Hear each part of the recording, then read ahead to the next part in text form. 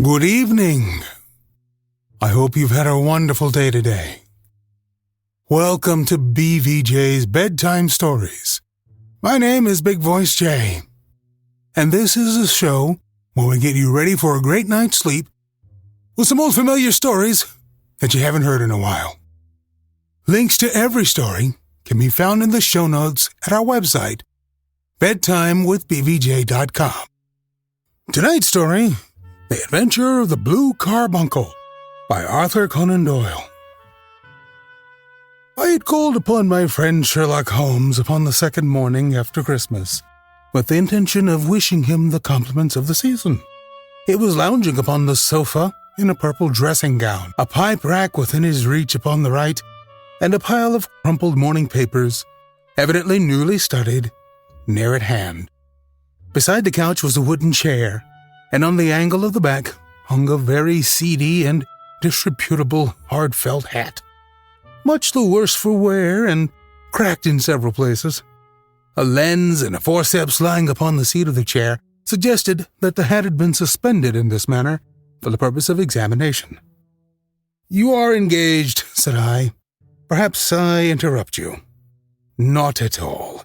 I am glad to have a friend with whom I can discuss my results. The matter is a perfectly trivial one." He jerked his thumb in the direction of the old hat. "But there are points in connection with it which are not entirely devoid of interest and even of instruction." I seated myself in his armchair and warmed my hands before his crackling fire, for a sharp frost had set in and the windows were thick with the ice crystals. "I suppose," I remarked, "that, homely as it looks, this thing has some deadly story linked onto it. That is the clue which will guide you in the solution of some mystery and the punishment of some crime." No crime," said Sherlock Holmes, laughing. "Only one of those whimsical little incidents which will happen when you have 4 million human beings all jostling each other within the space of a few square miles.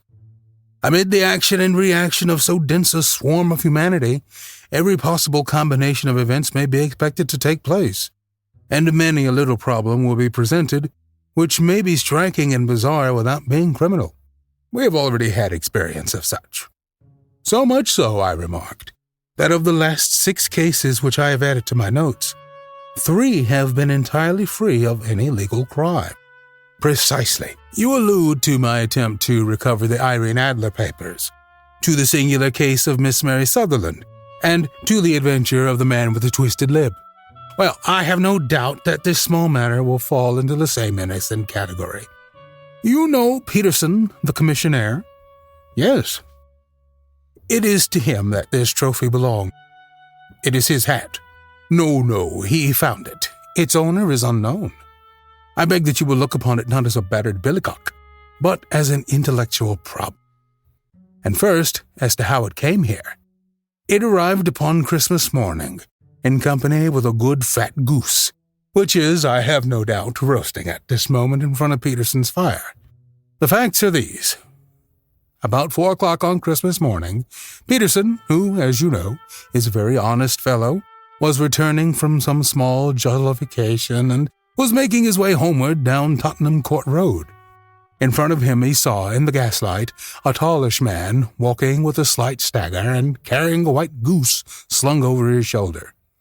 As he reached the corner of Goodge Street, a row broke out between this stranger and a little knot of roughs. One of the latter knocked off the man's hat, on which he raised his stick to defend himself and, swinging it over his head, smashed the shop window behind him. Peterson had rushed forward to protect the stranger from his assailants, but the man, shocked at having broken the window and seeing an official-looking person in uniform rushing towards him, dropped his goose, took to his heels, and vanished amid the labyrinth of small streets which lie at the back of Tottenham Court Road. The roughs had also fled at the appearance of Peterson, so that he was left in possession of the field of battle, and also of the spoils of victory, in the shape of this battered hat, and a most unimpeachable Christmas goose, which surely he restored to their owner. My dear fellow, there lies the problem. For it is true that for Mrs. Henry Baker was printed upon a small card, which was tied to the bird's left leg, And it is also true that the initials HB are legible upon the lining of the hat. But as there are some thousands of bakers and some hundreds of Henry Bakers in this city of ours, it is not easy to restore lost property to any one of them. What then did Peterson do? He brought round both hat and goose to me on Christmas morning, knowing that even the smallest problems are of interest to me. The goose we retained until this morning, when there were signs that, in spite of the slight frost, it would be well that it should be eaten without unnecessary delay. Its finder has carried it off, therefore, to fulfill the ultimate destiny of a goose, while I continue to retain the hat of the unknown gentleman who lost his Christmas dinner. Did he not advertise? Oh. Then what clue could you have as to his identity? Only as much as we can deduce. From his hat. Precisely. But you are joking. What can you gather from this old battered felt? Here's my lens. You know my methods. What can you gather yourself as to the individuality of the man who has worn this article? I took the tattered object in my hand and turned it over rather ruefully. It was a very ordinary black hat of the usual round shape, hard and much the worse for wear. The lining had been of red silk, but was a good deal discolored. There was no maker's name, but as Holmes had remarked, the initials HB were scrawled upon one side. It was pierced in the brim for a hat secure, but the elastic was missing. For the rest, it was cracked, exceedingly dusty, and spotted in several places, although there seemed to have been some attempt to hide the discolored patches by smearing them with ink. I can see nothing, said I, handing it back to my friend. On the contrary, Watson, you can see everything. You fail, however, to reason from what you see. You are too timid in drawing your inferences. Then pray tell me what it is that you can infer from this hat. He picked it up and gazed at it in the peculiar, introspective fashion which was characteristic of him. It is perhaps less suggestive than it might have been, he remarked. And yet there are a few inferences which are very distinct, and a few others which represent at least a strong balance of probability. That the man was highly intellectual is of course obvious upon the face of it, and also that he was fairly well-to-do within the last 3 years. Although he has now fallen upon evil days, he had foresight, but has less now than formerly, pointing to a moral retrogression which, when taken with the decline of his fortunes, seemed to indicate some evil influence, probably drink, at work upon him. This may account also for the obvious fact that his wife has ceased to love him. My dear Holmes! He has, however, retained some degree of self-respect, he continued, disregarding my remonstrance. He is a man who leads a sedentary life, goes out little, is out of training entirely, is middle-aged, has grizzled hair, which he has had cut within the last few days, and which he anoints with lime cream. These are the more potent facts. These are the more patent facts which are to be deduced from his hat. Also, by the way, that it is extremely improbable that he has gas laid on in his house. You are certainly joking, Holmes. In the least. It is possible that even now, when I give you these results, you are unable to see how they are attained. I have no doubt that I am very stupid, but I must confess that I am unable to follow you. For example, how do you deduce that this man was intellectual? For answer, Holmes clapped the hat upon his head. It came right over the forehead and settled upon the bridge of his nose. It is a question of cubic capacity, said he. A man with so large a brain must have something in it. The declines of his fortunes, then. This hat is 3 years old. These flat brims curled at the edge came in then. It is a hat of the very best quality. Look at the band of ribbed silk and the excellent.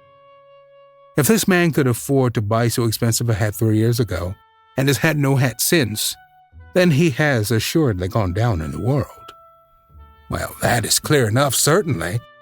But how about the foresight and the moral retrogression? Sherlock Holmes laughed. Here is the foresight, said he, putting his finger upon the little disc and loop of the hat secure.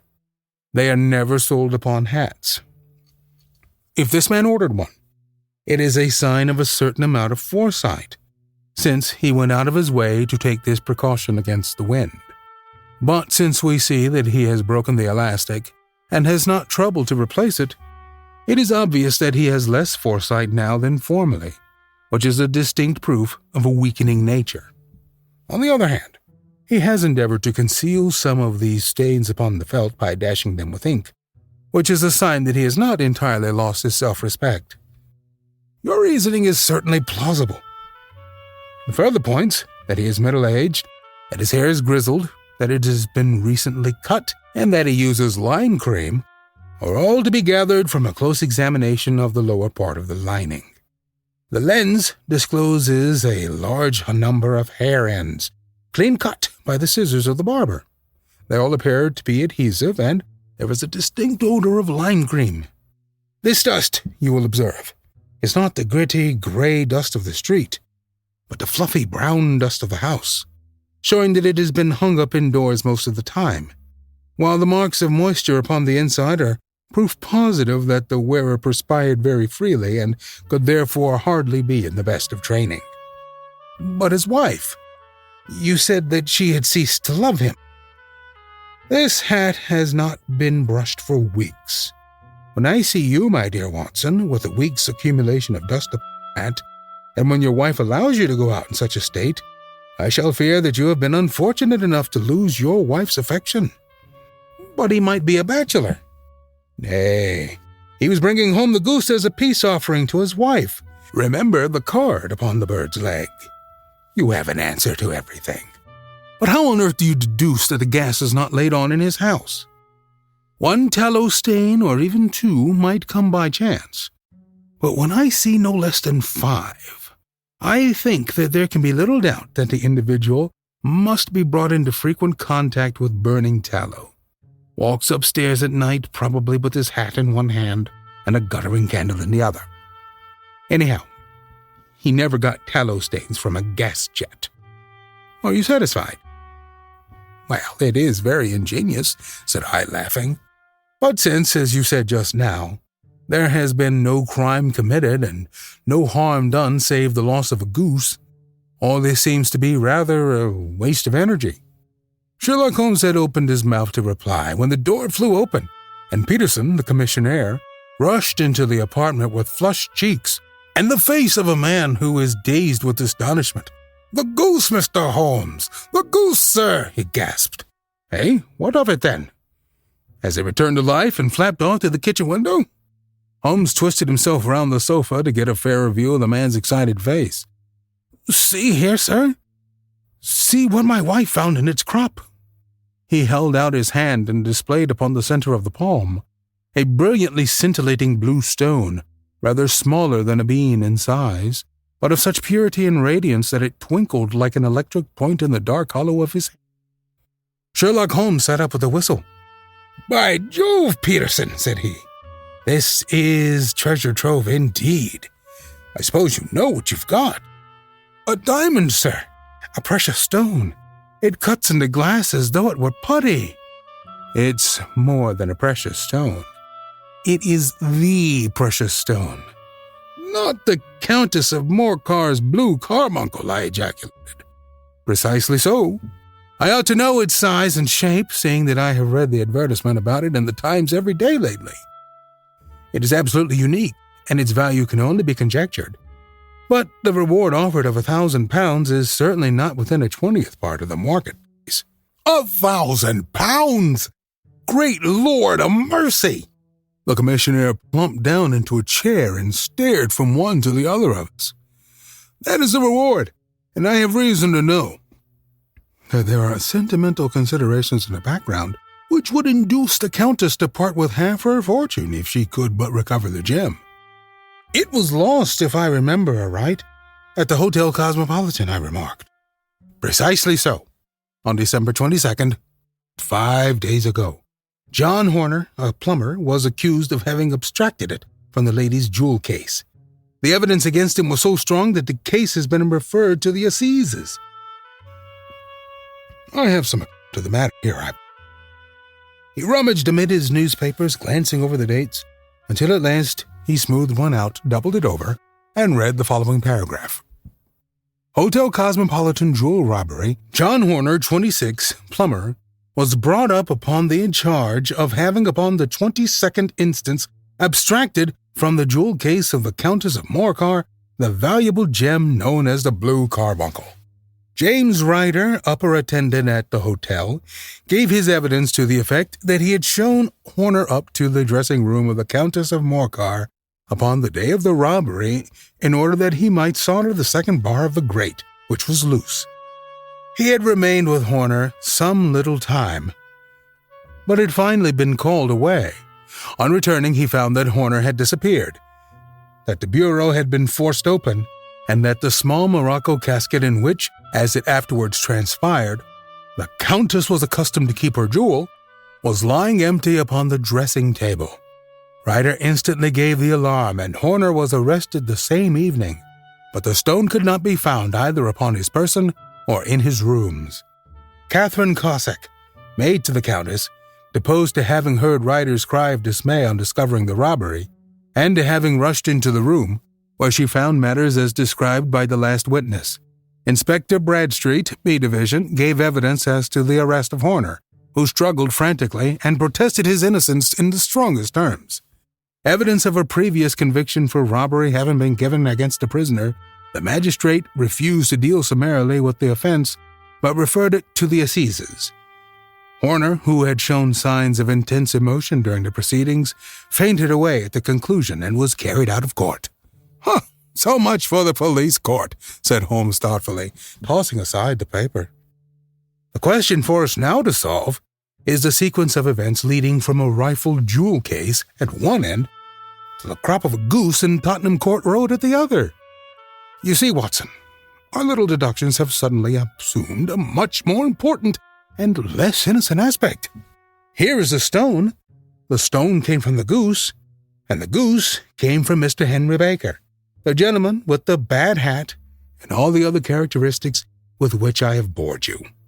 So now we must set ourselves very seriously to finding this gentleman and ascertaining what part he has played in this little mystery. To do this, we must try the simplest means first, and these lie undoubtedly in an advertisement in all the evening papers. If this fails, I shall have recourse to other methods. What will you say? Give me a pencil and that slip of paper. Now then, found at the corner of Goodge Street, a goose and a black felt hat. Mr. Henry Baker can have the same by applying at 6:30 this evening at 221 B. Baker Street. That is clear and concise." "Very. But will he see it?"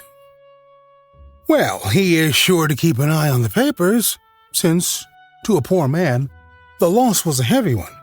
He was clearly so scared by his mischance in breaking the window and by the approach of Peterson that he thought of nothing but flight.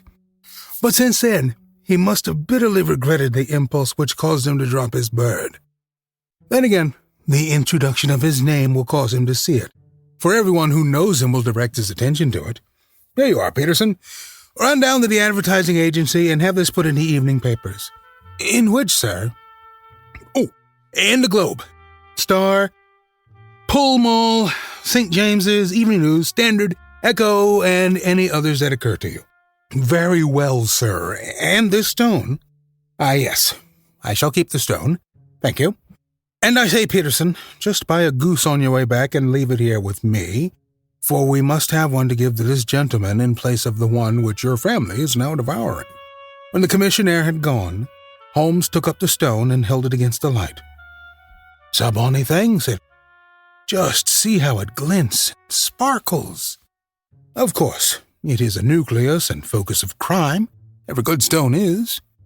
They are the devil's pet baits. In the larger and older jewels, every facet may stand for a bloody deed. This stone is not yet 20 years old. It was found in the banks of the Amoy River in southern China.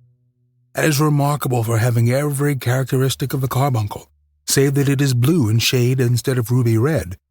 In spite of its youth, it is already a sinister history.